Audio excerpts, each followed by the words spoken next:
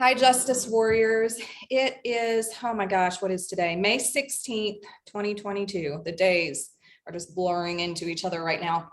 And it is a bittersweet day, I have to say. Tracy and I wanted to do a podcast to talk with you guys about recent developments in the 13-year-old Brittanee Drexel case. This happened in, was it April? 2009. 2009. Yeah, April 26, 2009. It's just, I think it's like, I can't even imagine what Dawn is going through, Brittany's mom. All these years, we have just heard some horrible stories. April 25th. April 25th. Okay. We have 2009. heard horrible stories about, what people have said. Rumors, local happened rumors. Yeah. to her. And in a way, I don't know about you, but in a way, I'm a little relieved I am too. that it wasn't quite as grotesque as, but still it's awful. It's horrible. And she was such a beautiful young lady and full of life, and just living it up in her, she was 17 years old. But why don't you, since you're the one that updated me, informed me, why don't you go ahead and let everybody know what's happened and what the developments are? Well, Brittanee, I had a picture of her right here. I don't know if you can see that. That's Brittanee. Seeing that recovered is just like, it does something to your heart, because first response is woohoo, and next response is I know. It's just so man. It's you're because when you're searching or looking or investigating something like that, which I've never went out on a search for her, but when you are, even if you know the people that have, and their investment, and when they're out there, they're doing that job. Right. But once this portion of it is complete, it's like she really did die. Yeah. Well, really yeah. gone. I mean, and even though you knew ahead of time that it's just this process that you go through, and it's a little bit of a it's just a bit of a emotional time. It is. So the guy that they ended up charging a man with murder. And I imagine that they must have known who did it before they. Right. It looks to me like they had the FBI had gotten onto him, had latched onto him early on. Really? And yeah, that's what it seems. Now I'm going through this at the time when this case was going, you don't find out these little details, of course. Right. So we're all finding out this stuff now. Well, I think we didn't, I know at least I did. I don't know if you were on this boat or not, but I think most people really thought that it was these sex trafficking gang from like the next town over or something. But I don't know. I mean, it's almost like I'm relieved. It's still awful, but I'm relieved that there wasn't the torture that we had rumored. And it still seems like, I mean, it's kind of like more like lesser of evils, because she was still tortured. Right. But on the other hand, she it's a little bit less of than what we thought. And that's a defense mechanism that we use. Yeah. Because we don't want to deal, we haven't processed it yet, and we don't want to deal and get that good cry out yet. Right. That of what actually did happen.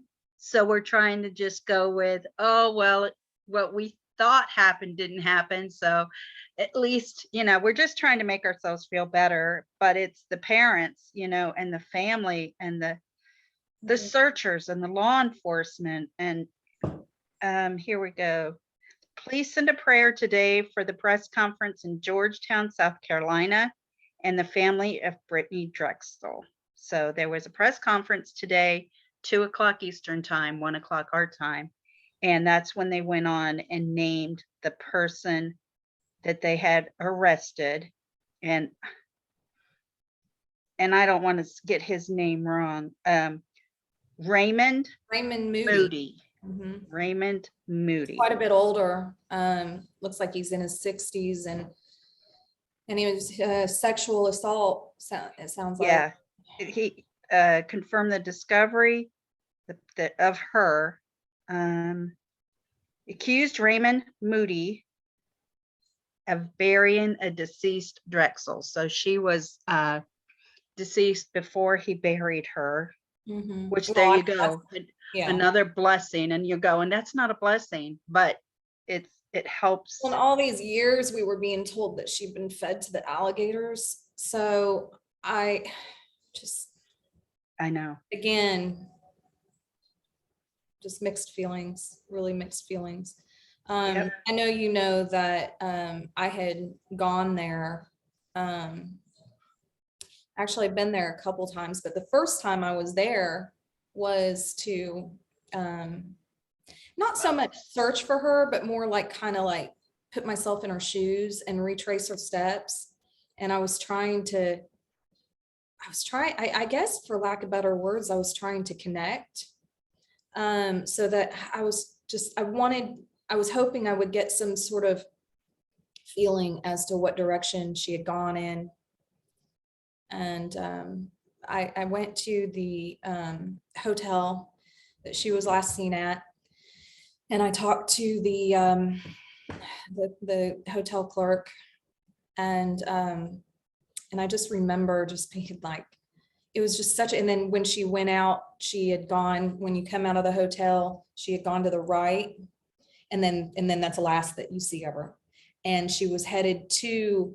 She was leaving the boy that she was visiting. She was leaving his hotel room, and she was going back to the hotel room where the girls that she was rooming with were. And it was I think I want to say just a couple blocks. Yeah, go ahead. I have to unmute because the kids are home, the dogs are barking. It's an active house. Yeah, people live there. Live here. And they said of course, these aren't confirmations from law enforcement, but that it was where she was found buried was 2.5 miles from the hotel that he lived in. So it must have been the guy that killed her? Moody. That's the information hotel he was staying in. That's the information I received. Now, I don't know what hotel this was. Yeah. And I don't know how far in town or anything. So I'm just, and it's not a confirmation, but it was something that I did. I think I even sent that one to you because it's so active. And so I did take this person for, pretty much. Okay. Oh, it's just located just 2.5 miles from the motel of this person of interest. So she was within 2.5 miles from where he was staying. And I'm not sure if that was in the same area because can you tell us a little bit about that area along with what you were saying? I wonder because when I went there, so anybody who's ever been to Myrtle Beach, can vouch for me that I know what I'm talking about. If you're facing the beach, the further to the right that you go, the worse it gets. And then the further to the left that you go, the more like ritzier, I guess, and nicer neighbor. You know what I mean? Touristy, more tourists. No, more not- tourist no. attraction. No, no. It's not that. It's just when you go further to the left, it's the real nice big beach houses and it gets more residential. But to the right, it's more touristy. But as you go further down, it gets sketchier. Okay. So when I decided that I was going to go there and retrace her steps, I didn't really know anything about Myrtle Beach. I should have done some research, that's for sure. But I I wanted to be as close to the hotel. I wanted to be as close to the hotel she disappeared from as possible. And I ended up staying at a hotel that was about 2 hotels down from look who's calling me, our producer for the show. And this is a good opportunity for me to also share. Hold on, I'm gonna. Hello. We are in the middle of a podcast, so be aware that you are live. Okay. Well, be careful what I say, but just phoning about your news. I mean, I can always speak to you later. Oh, no. I want to share it. So we were going to cover it on the podcast. So now's a good opportunity to do it.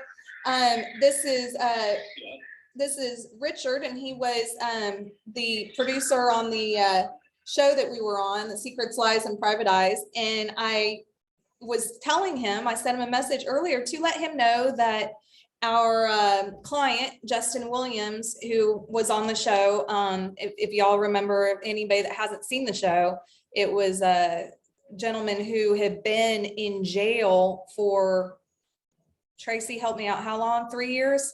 Went at 3 years? He'd been in jail for 3 years for killing a man, and we did a little investigation, and we believe that it was self-defense, as he claims. And so we just got news that Justin Williams is being released on the 29th of this month. So we're very excited. That's all that we know. That's all that we know right now. Hey, Richard, it's Tracy. Richard, did you hear Tracy? Richard, Hello. did you hear Tracy? No, it keeps breaking up. Oh, Tracy said, "Hello, Richard, it's Tracy." Hello, Tracy. I'm translating. I'm being. He said, "How are you?" I am wonderful, Richard. Yeah. It's great to hear from you, especially with such good news. I mean, how did you find out? His mother called me. Yeah. So. So obviously he must know. So he must have you had a chance to speak with him yet? No, I haven't had a chance to speak with him yet, but I plan to do that very, very soon. So yeah. Background noise. I'm just currently walking down the street in Edinburgh, Scotland. Oh, just coming from down the street in Scotland. That's all. As you do. As you do. News. I don't. I sort of, yeah, when we first spoke about this case, obviously it was something that kind of stuck out as certainly needing another look. And I think that everyone that's kind of, connected with it along the way in whatever capacity has kind of felt the same. I mean, obviously, there's always ultimately it all comes down to the families, doesn't it? I mean, both in terms of the victim's family, but also Justin, another victim of this process. Right. As well. So both their families and obviously, Justin himself. So very, very happy that it's been looked at. Yeah, me too. So when I find out more, I'll give you a shout. I'll let you know. All right. how does this work? Do I stay on? Do I listen? No. I should let you get on with your podcast and we can talk some more later. Okay. All right. I'll talk to you soon. Nice one. Have a fantastic, it's nighttime there, right? It is, yeah. Yes. It is coming up for 11 p.m. 11 He p.m. doesn't sleep anyway. I was gonna say have a nice day, but how about get some rest? He doesn't do that. You know, I don't rest. You don't rest. Sleep. Sleep is for weenies. Exactly. Yeah. So no, I'm off to find some whiskey and good times. Off to find whiskey and good times, as we do in Scotland. All right. Take care then. Okay, thank you. Talk to you soon. Thank you. Bye. All right, bye. All right, so yeah, so there's that. Nice. That's a little weird going in with Brittanee Yeah. and then having this come in, but you know, that's our life. You know, it's Sometimes you get- bizarre because yeah, I was gonna mention, you know, I have felt for a while like we are in we are in a season of exposure. I really feel that you know, and I believe that this is something that it's a spiritual thing. I think it's something that is talked about in the Bible in some respect as coming up on, you know, the last days. And I really think that that we're in that season of exposure where, you know, the evil deeds, the things that people have done they're going to come out. This is the time when the light is shining. You know, when people like myself who are just fed up and willing to be a sacrificial lamb, so to speak, just to make sure that the truth is known. I disagree. Just like You we're not gonna. disagree. I disagree. Disagree about. It's nothing to disagree about. Yes, there is.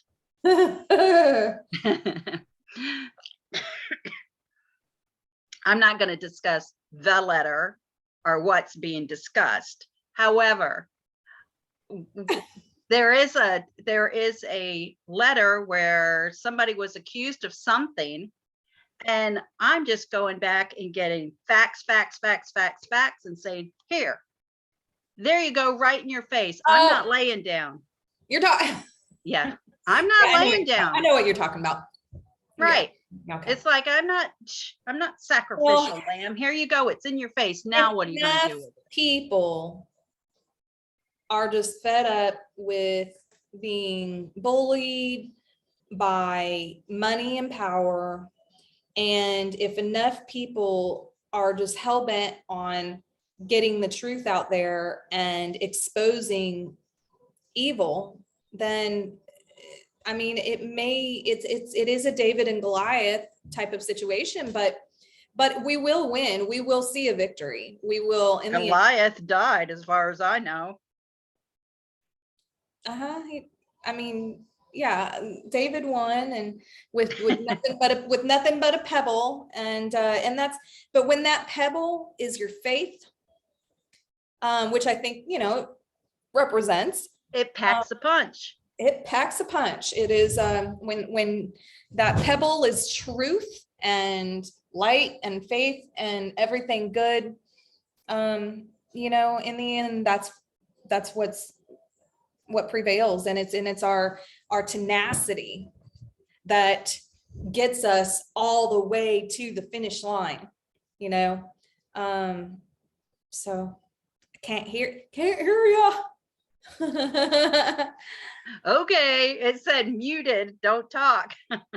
But yeah, when it starts getting I have a very long patience line, but when it starts and you pushed me too far, and this pushed me a little too far. So I believe that it's not just being a sacrificial lamb. Yeah. There's a little bit more to it. Well, you have to be willing to, I mean, it's a tough road. It's hard. There's a lot of, there's a lot of adversity. There's a lot of pushback. So you just have to know, you just have to be strong. You have to be, when you're really, really dedicated to your cause, to the cause. Yes, ma'am. Pray and pray and pray. Pray and pray and pray, and never lose faith. And we all fall and, oh, I'm defeated, and then you just take a breath and do some more praying and ask for a sign and keep your ears open and listen, because he will answer your prayers. And when people are praying for us. Yeah. If you don't think we don't feel that now, we do. That gives us that second wind, and you just don't even realize how important it is to us. So many people are just like, messaging and calling or emailing and just everything. And, I'm sorry, I just got a message, but yeah, just we're praying for you. And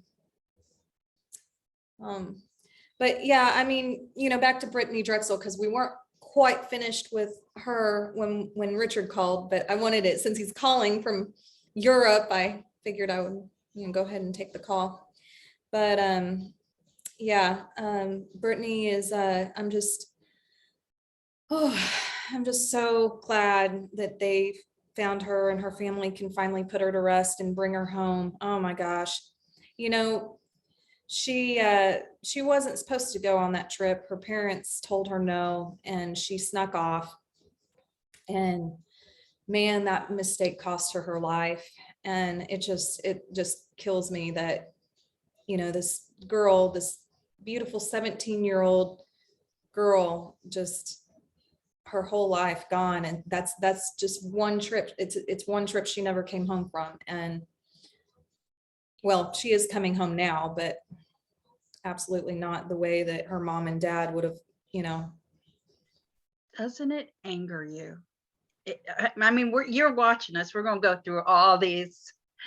Doesn't it anger you that the only person who knew where she lived was him? Where she was, not lived, where she was buried, where she rested at that point was him.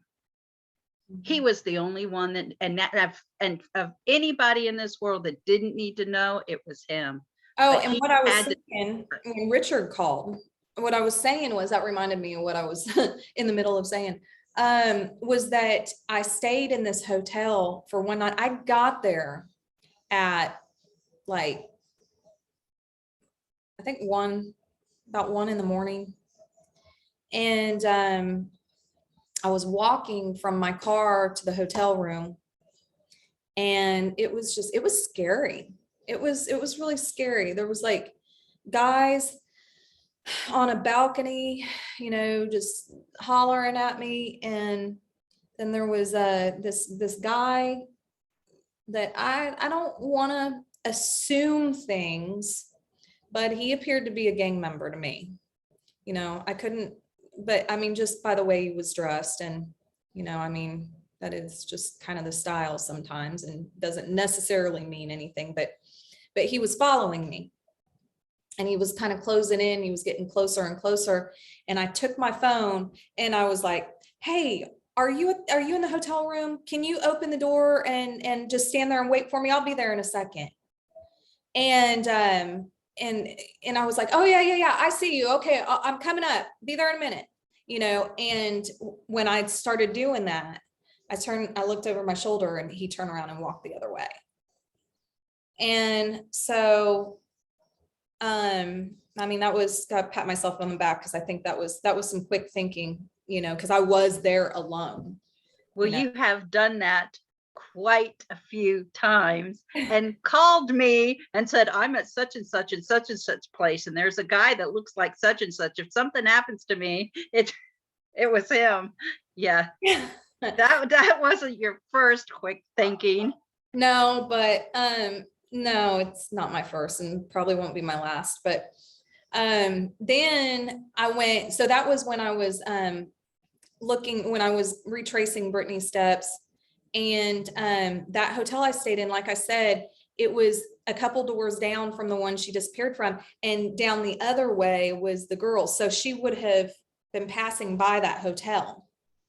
So I seriously wonder if that's where he was staying. Cannot remember the name of it to save my life right now. I could if I got on the internet and started poking around, but I also will tell you that I left the next day because I paid for a couple nights and I got a refund and left because I woke up and there was a bed bug on my pillow, like right by my head. I just look over and I'm like, oh, hell no. But, oh Lord. So then the next time that I was there, it was me and my daughter, and we had a similar situation, and these guys walked by, and it was a bunch of them, but this one in particular, like took his hand and like ran it across her back and ran it across my back. And we both were like, the hell? And I think you don't mess with Heather's babies. well, I think what he was doing was he was tagging us, like them, you know what I mean? And so then they started following us, and I knew they were following us. And I told Paige, I said, the count of 3, we're running for the hotel. And I mean, just book it, just run for the, and we took off running. When we got to the hotel, the door we were trying to get in was locked. I was like, oh, hell, so we ran around, and they walked to the middle of the street, and then they turned and went the other way. So again, I was like, holy crap. So I feel like both times that I've been there, we were being stalked, or the first time I was being stalked, the second time me and my daughter were being stalked. It's just the entire atmosphere of that really area. It really is. I think, and if you're caught unaware and off guard because you were further down where it was nicer, and it just surprises you. Yeah, I really think especially at 17 years old. Yeah, she wasn't where it was nice. Brittanee was not where it was nice. She was where it was scary. Yeah, I think Myrtle Beach is a very dangerous place. I don't think it's anywhere for young girls to be alone. And as a spokesperson for the Myrtle Beach Chamber of Commerce Tourism. Yeah. Don't go to Myrtle Beach. It's dangerous. I just ruined their tourist, well, I mean, it gets really bad around the bike. They have the bike weeks and stuff. And I know they actually enforce a curfew during bike week because of how bad it gets. And yeah, I don't know. I just think if you're going to go somewhere for vacation, don't go to Myrtle Beach. It's not a safe place. But my tea bag broke. So I'm picking tea leaves out of my teeth. You know what I do? What? In my Keurig, I just stick the tea bag in the Keurig so it doesn't punch it. And I just shut it, and then I'll run it through the tea bag, and then it's in I don't get stuff in my tea. That's a great idea. I'm sorry. I just got a message that says, and this is on Facebook. I don't know this person. Said, if you were a burger at McDonald's, you'd be the McGorgeous. What? And I mean, are they? Oh my God. Okay. No, we're not going to do McDonald's. If you're going to, I'm a steak at Chop House or something. Oh.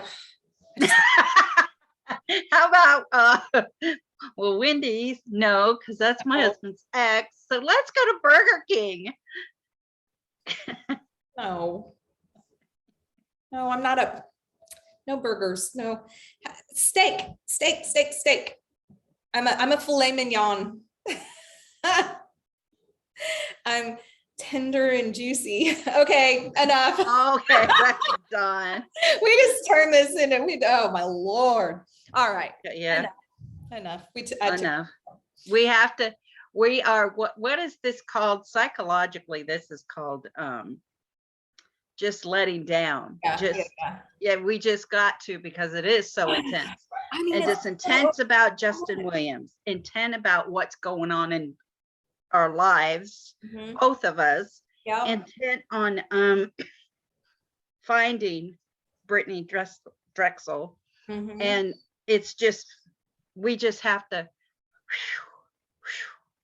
yeah, that's one thing that Heather and I, we know each other, so we do know where each other's head and heart are. So that's true. That's true. Well, all right. I better jump off here and return some of these messages. My phone's blowing up, so I've got a lot to do. But I love you. We love you guys. Love you, Justice Warriors. All you Justice Warriors, keep praying, keep praying. It's working. Keep praying. Thank you. Bye. Bye.